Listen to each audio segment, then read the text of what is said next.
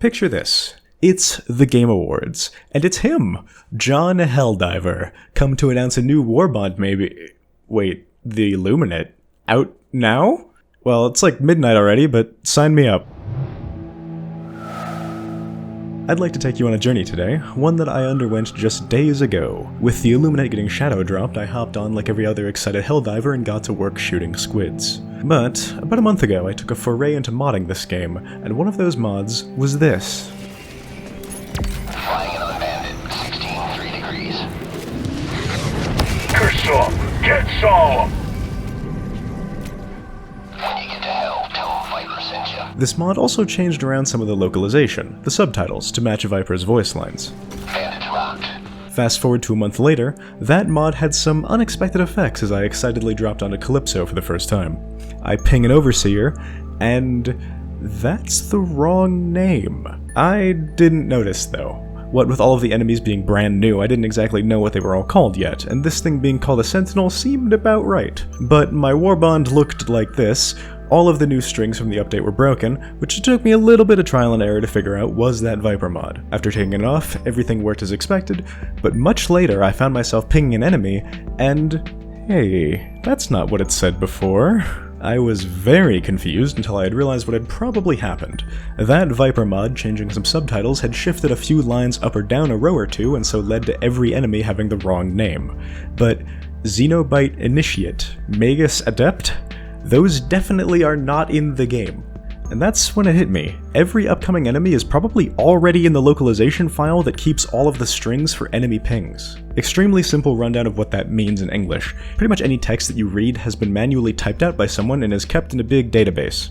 All of the weapon names, the planets, the dispatches, the tooltips, tutorials, etc. That includes the text that pops up when you ping enemies. I'm not positive because I can't exactly read the source code, but it seems like what Helldivers does is check the enemy type and based off what it is, read a certain line in the localization file that corresponds to them. With the Viper mod moving around some of those lines, it ends up reading the complete wrong ones, accidentally revealing all of these enemy types. So, with that, I realized all future enemies are probably already in those localization files. Opening them up with some of the Helldivers modding tools was pretty easy, and my suspicions were exactly correct. The organization of Helldiver's backend really shows the gigantic amount of technical debt that the game is suffering from.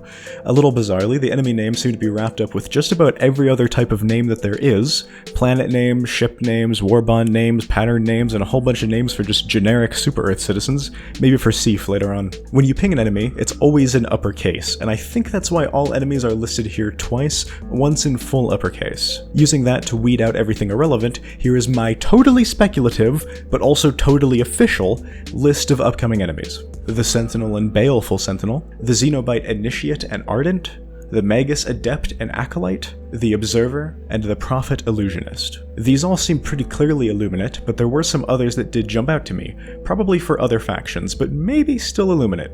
They were the Pouncer, the Scavenger, the Brawler, the Prowler, and the Everwhite. There was also a trio of units called Outcasts: the Outcast Slasher, Outcast Seeker, and Outcast Tracker. I thought these were going to be Helldivers that had deserted, but taking a look back to Helldivers 1, the Observer, Outcast, and Illusionist were all Illuminate enemies. I couldn't find any matches for the other names, but the Prowler very well might be an evolution of the Cyborg's Hound from Helldivers 1. Now, content gets cut from games all the time. Make sure to temper your expectations.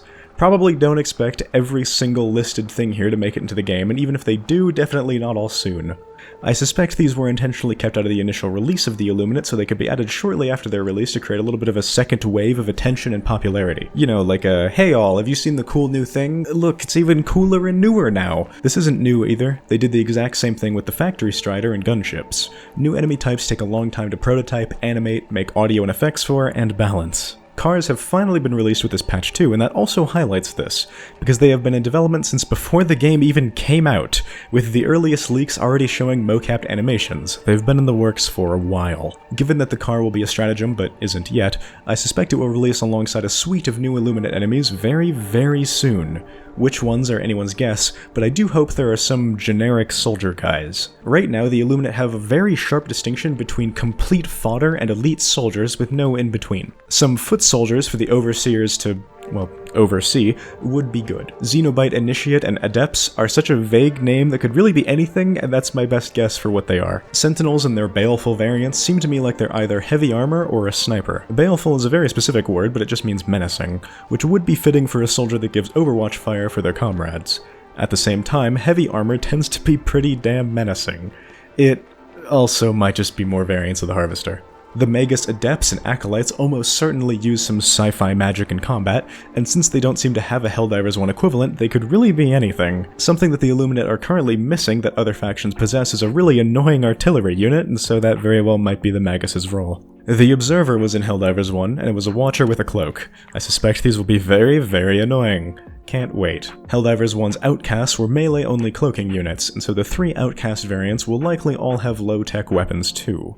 To take a stab at their loadouts, the Slasher will obviously have blades, Seeker maybe with a knife and some running shoes, and the Tracker with either a jetpack or a bow.